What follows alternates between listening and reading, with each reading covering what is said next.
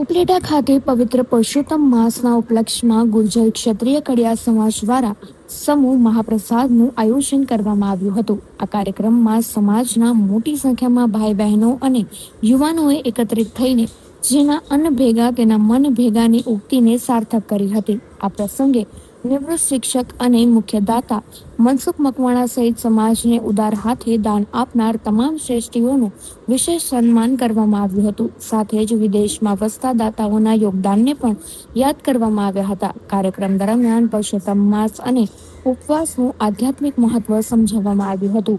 સમાજના હોદ્દેદારોએ સમાજ ઉત્થાન અને નવા નિર્માણ માટે વધુને વધુ દાતાઓને આગળ આવવા ભાવભર્યું આહ્વાન કર્યું હતું.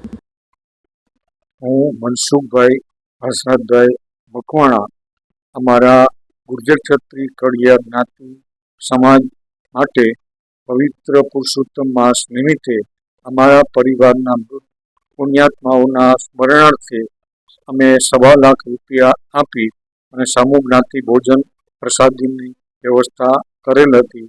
અને એમાં સમાજના લોકોએ અને પરિવારના લોકોએ ખૂબ સહકાર આપેલો હતો.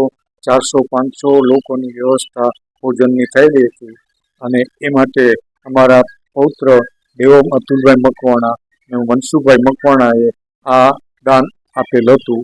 વંદન.